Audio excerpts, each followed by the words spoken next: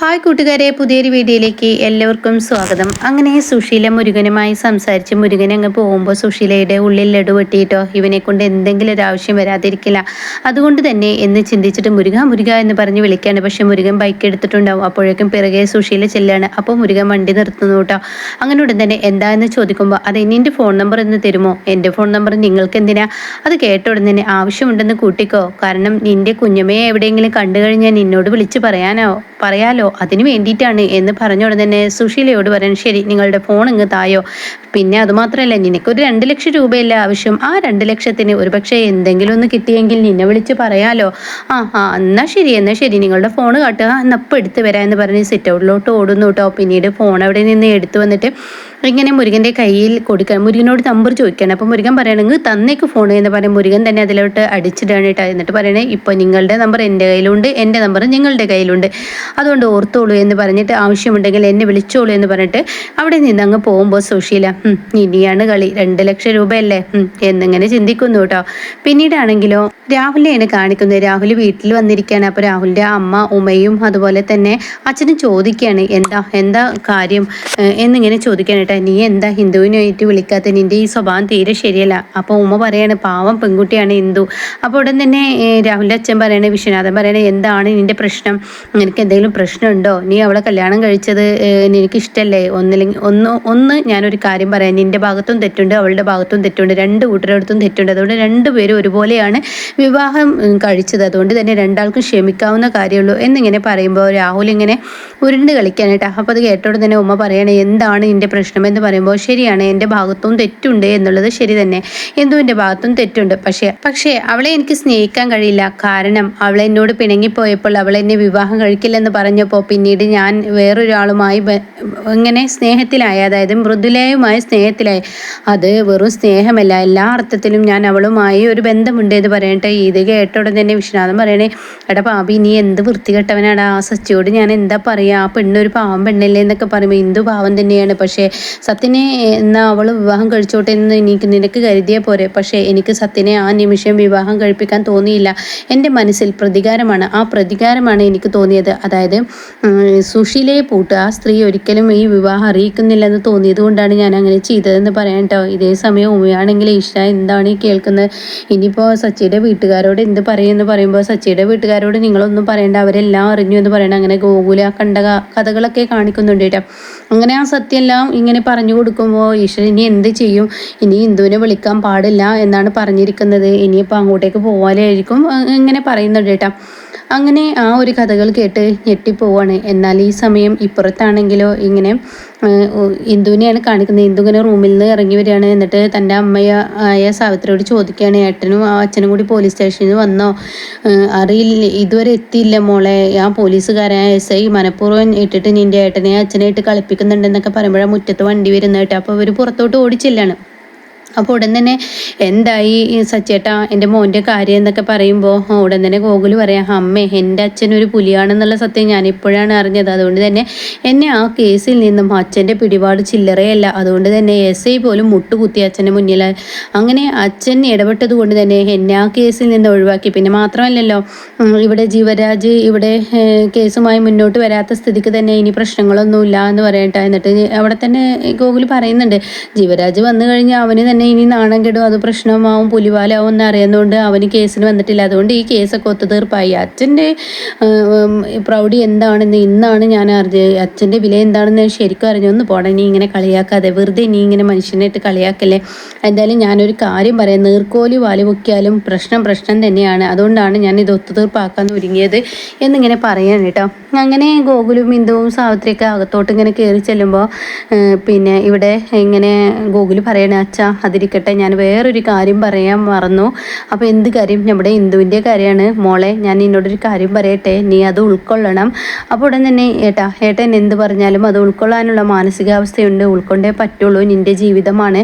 ഏട്ടൻ എന്താ പറയാൻ പോകുന്നതെന്ന് ഏകദേശം എനിക്ക് ഊഹിക്കാം, എങ്കിലും ഏട്ടൻ പറ എന്ന് പറയാൻ കേട്ടോ. അപ്പോൾ ഈ സമയം എന്താടാ നീ പറയുന്നത്? അതെ, രാഹുലിൻ്റെ കാര്യമാണ് ഞാൻ പറയുന്നത്. അവനെ കാണാൻ പാടില്ലാത്തൊരു രീതിയിൽ ഞാൻ കണ്ടു. അതുകൊണ്ട് തന്നെ ഇനി രാഹുൽ ഇങ്ങോട്ടേക്ക് വിളിക്കുകയോ സംസാരിക്കുകയോ ഒന്നും ചെയ്യില്ല. ഞാൻ അവനോട് വിളിക്കാൻ പാടില്ലെന്നാണ് പറഞ്ഞിരിക്കുന്നത്. അതിന് മാത്രം എന്ത് പ്രശ്നമാണ് ഉണ്ടായത്? നീ എന്താ കണ്ടത്? 2 ദിവസം മുന്നെയാണ് ഞാൻ കണ്ടത്. അന്ന് അച്ഛൻ എന്നോട് ചോദിച്ചില്ലേ ഹോട്ട് കുടിച്ചോ എന്നൊക്കെ. അത് ഇതായിരുന്നു, ഇവനെ കണ്ടുവന്നതിൻ്റെ ഷോക്കായിരുന്നു. പക്ഷേ ഈ പറയുന്ന എൻ്റെ പ്രശ്നം കിടക്കുമ്പോൾ അതിനിടയിൽ അച്ഛനോട് ഈ പ്രശ്നം പറയുന്നത് ശരിയല്ലെന്ന് കരുതിയിട്ടാണ് ഞാൻ പറയാതിരുന്നത്. അപ്പോൾ രാഹുൽ നാട്ടിലെത്തിയോ? ഇന്നലെ നാട്ടിലെത്തിയിട്ടുണ്ടാവും. ഞാൻ അച്ഛനോട് പറയാതിരുന്നത് ഇന്നലെ നാട്ടിലെത്തട്ടെ എന്ന് കരുതി തന്നെയാണ്. ഇപ്പോൾ എൻ്റെ പ്രശ്നമൊക്കെ പരിഹാരമായില്ലേ. അതുകൊണ്ട് തന്നെ ഇനി രാഹുലിനെ ആരും വിളിക്കുകയോ സംസാരിക്കുകയോ ഒന്നും ചെയ്യാൻ പാടില്ല. അവനും അവൻ്റെ അച്ഛനും അമ്മയും ഈ വീട്ടിലെത്തണം. ഈ വീട്ടിലെത്തിയിട്ട് ബാക്കി കാര്യങ്ങൾ തീരുമാനിക്കുക. അപ്പോൾ എനിക്കെന്തോ സംശയമായിട്ടാണ് തോന്നിയിരുന്നു. അന്ന് അമ്പലത്തിൽ വെച്ച് ഞാൻ ഏട്ടനോട് പറഞ്ഞതല്ലേ. ഏട്ടനെ എന്നോട് പറയാനില്ല മോളെ, എനിക്ക് പറയാൻ ബുദ്ധിമുട്ടുണ്ട്. അവരുടെ വായിൽ നിന്നും കേട്ടിട്ടില്ലെങ്കിൽ അപ്പോഴേക്കും ഉടൻ തന്നെ സച്ചി ചോദിക്കുകയാണ്, എടാ ഞാൻ ആ സത്യങ്ങൾ അറിയാം അവരുടെ വീട്ടിലോട്ട് പോവുകയാണോ, ഇന്ദുനിയും സാവിത്രിനെയും മാറി എന്നൊക്കെ ഇങ്ങനെ പറയുമ്പോൾ ഗോകുൽ പറയാം അതിനൊന്നും ആവശ്യമില്ല അച്ഛാ, അവനിവിടെ വരും. അവനിവിടെ വന്നിട്ടില്ല എങ്കിൽ നമുക്ക് ഇന്ദുവിനെയും കൂട്ടി ആ വീട്ടിലോട്ട് നമ്മളവിടെ പോയിരിക്കും. അവൻ്റെ വായ കൊണ്ട് തന്നെ അത് കേൾക്കണം. അതുകൊണ്ട് തന്നെ അച്ഛൻ ഇപ്പോൾ ഇതിനെക്കുറിച്ച് ആലോചിച്ച് ടെൻഷൻ ആവണ്ടെന്ന് പറഞ്ഞിട്ട് പോവാണ് കേട്ടോ. അപ്പോൾ ഈ സമയം എന്തിങ്ങനെ നിൽക്കുന്നത് കാണുമ്പോൾ സച്ചി വന്ന് ചോദിക്കുകയാണ്, മോളെ ഞാൻ എന്താ വേണ്ടത്? അച്ഛാ, ഏട്ടൻ പറഞ്ഞതാണ് ശരി. നമുക്ക് ഒരിക്കലും വായ കൊണ്ട് പറയാൻ പറ്റാത്ത പ്രവൃത്തിയായിരിക്കും. എന്താണ് സംഭവിച്ചിരിക്കുന്നതെന്ന് ഊഹിക്കാനുള്ള കഴിവ് എനിക്കുണ്ട്. ഞാൻ എന്ത് ഉൾക്കൊള്ളാനുള്ള ആ ഒരു മാനസികാവസ്ഥയുണ്ട്. അതുകൊണ്ട് തന്നെ ഏട്ടൻ പറയുന്നതാണ് ശരി. അവരിവിടെ വന്ന് പറയട്ടെ, അവരുടെ വായ കൊണ്ട് പറയേണ്ടത് അവർ തന്നെ പറയട്ടെ എന്ന് പറയുന്നു കേട്ടോ. പിന്നീടാണെങ്കിലും ഇങ്ങനെ വിനയനെയാണ് കാണിക്കുന്നത്. വിനയനും വിനയൻ്റെ അമ്മാവനും അമ്മയൊക്കെ ഇങ്ങനെ ഒരു ചായ്പ് ഇങ്ങനെ ശരിയാക്കി കൊണ്ടിരിക്കുകയാണ്. അപ്പോൾ അതിൽ വിനയൻ ഇങ്ങനെ ഇരിക്കുന്നുണ്ട്. അപ്പോൾ ഉടൻ തന്നെ ലതിക ചായയുമായി വരികയാണ്. അപ്പോൾ ഇങ്ങനെ ലംബോദരം പറയാണ്, എടാ നീ ആ ചീരുവിൻ്റെ അടുത്തൊന്ന് പോയൊക്കെ ആയിരുന്നില്ലേ? അനുപമയുടെ വീട്ടിലാണ് അവൾ താമസിക്കുന്നതെങ്കിൽ. അയ്യോ ഞാനൊന്നും പോകുന്നില്ലേ? അപ്പോൾ ഉടൻ തന്നെ ലതിക പറയാണ്, എടാ നിനക്കും കൂടി അവകാശപ്പെട്ട വീടല്ല ആ വീട്, നീ ഒന്ന് പോയിക്കൂടെ എന്ന് പറഞ്ഞ ഉടൻ തന്നെ വിനയം പറയണം, അവകാശത്തിൻ്റെ കണക്കൊന്നും അമ്മ പറയാതിരുന്നു. വെറുതെ ചീരുവിൻ്റെ വായിൽ നിന്ന് ഓരോന്ന് കേൾക്കാൻ വേണ്ടി. അവകാശമൊന്നും വേണ്ട, ഞാൻ അങ്ങോട്ടേക്ക് പോകാൻ ഉദ്ദേശിച്ചല്ല. അങ്ങനെയല്ലടാ ഞാൻ ഉദ്ദേശിച്ചത്, സുശീലയും ഇന്ദ്രനും ആ വീടിൻ്റെ അവകാശികളല്ലല്ലോ. അപ്പോൾ അനുപമ എന്ന് പറയുന്നത് നമ്മുടെ അവകാശം തന്നെയല്ലേ. അപ്പോൾ ആ വീട് നമുക്കും തന്നെയല്ലേ എന്നാണ് ഞാൻ കരുതിയത്, അല്ലാതെ നമ്മുടെ സ്വന്തം എന്നുള്ള ഇതിലാണ് ഞാൻ കരുതിയത്. അതൊക്കെ എനിക്ക് മനസ്സിലാക്കാം. പക്ഷേ ഇപ്പോൾ പിണങ്ങിപ്പോയവരെയാണ് ഏറ്റവും കൂടുതൽ ശ്രദ്ധിക്കേണ്ടത്. അവർക്കൊരു കാരണം കിട്ടാൻ വേണ്ടി കാത്തു നിൽക്കുകയാണ്. അച്ഛൻ ഇടഞ്ഞത് കൊണ്ട് തന്നെ അപവാദങ്ങൾ സുശീലയ്ക്ക് ഉണ്ടാക്കാൻ എളുപ്പമാണ്. അവരെ വിശ്വസിക്കാൻ പറ്റില്ല. അതുകൊണ്ട് ചീരുവിനെ ഞാൻ കാണാനൊന്നും പോകുന്നില്ല, അങ്ങോട്ടൊക്കെ പോകുന്നില്ല. എന്തായാലും രജിസ്ട്രേഷനൊക്കെ കഴിയട്ടെ, അതിന് ശേഷം ആവാം എന്ന് പറയണ്ട. അപ്പോൾ ഉടൻ തന്നെ അല്ല ആനന്ദമാഷി ഇനിയിപ്പോൾ ആ വീട്ടിൽ ആരെയാണാവോ നിർത്താൻ ഉദ്ദേശിക്കുന്നത്? അല്ല അനുപമയും കുഞ്ഞും ഒറ്റയ്ക്കല്ല, അപ്പോൾ ആരെങ്കിലുമൊക്കെ തുണയുണ്ടാവും അനുപമക്ക്. ഒറ്റയ്ക്ക് എന്തായാലും നിർത്തില്ല എന്ന് പറയണ്ട. എന്ന് നീ ചീരുവിനെ ഇങ്ങോട്ടേക്ക് കൊണ്ടുപോടാ. അത് പറ്റില്ല അമ്മേ, ഇപ്പോൾ കൊണ്ടുവരാൻ പറ്റില്ല.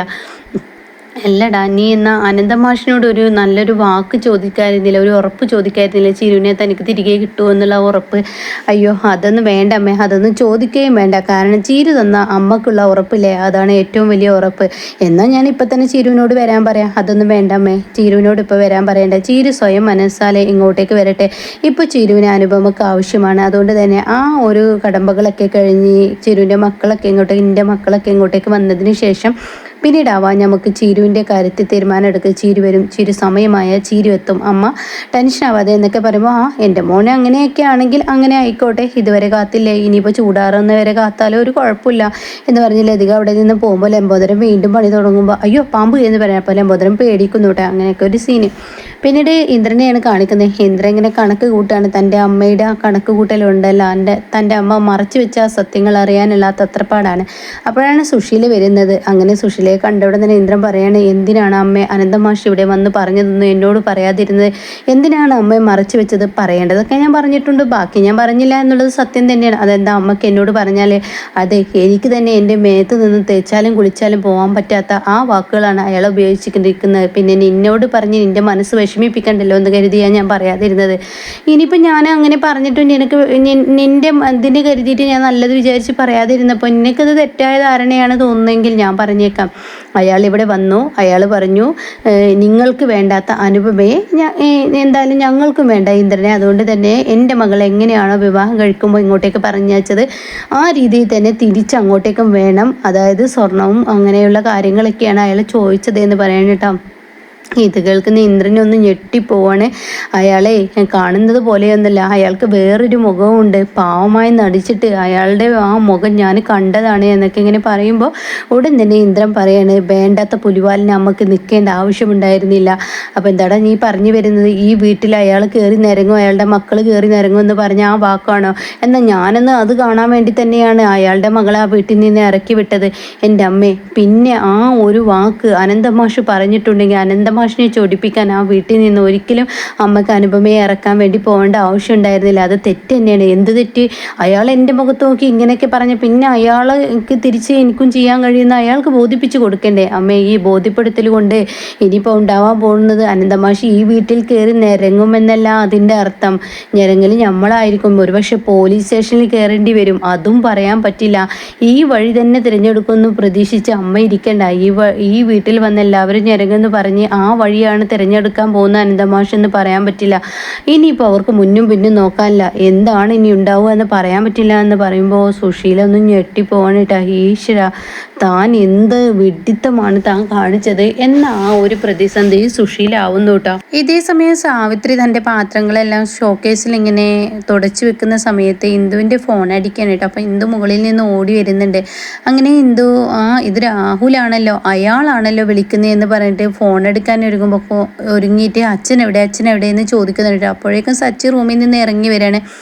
അപ്പോൾ സച്ചി ഈ ഫോൺ എടുക്ക്, ഞാൻ സംസാരിച്ചോളാം അവനോട് എന്ന് പറഞ്ഞ് എടുക്കാൻ ഒരുങ്ങുമ്പോഴേക്കും ആ ഫോൺ അങ്ങ് കട്ടാവാണ് കേട്ടോ. അപ്പോഴേക്കും അവിടെ ഗോകുൽ എത്താണ്. ഗോകുൽ എത്തിയോടെ തന്നെ ഗോകുൽ പറയണേ, ആ ഫോൺ അച്ഛനും സംസാരിക്കണ്ട, നീയും സംസാരിക്കണ്ട, സ്വിച്ച് ഓഫ് ചെയ്തേക്ക്. അയാൾ ഇവിടെ വരും, ഇവിടെ വരട്ടെ, ഇവിടെ വന്ന് കാര്യങ്ങൾ തീരുമാനിച്ചാൽ മതി, അല്ലാതെ ആരും ഫോണിൽ സംസാരിക്കണ്ട എന്ന് പറയുന്നു കേട്ടോ. അപ്പോൾ ഇങ്ങനെയൊക്കെ ഒരു സീനിലാണ് ഇന്നത്തെ എപ്പിസോഡ് നിർത്തിയിരിക്കുന്നത്.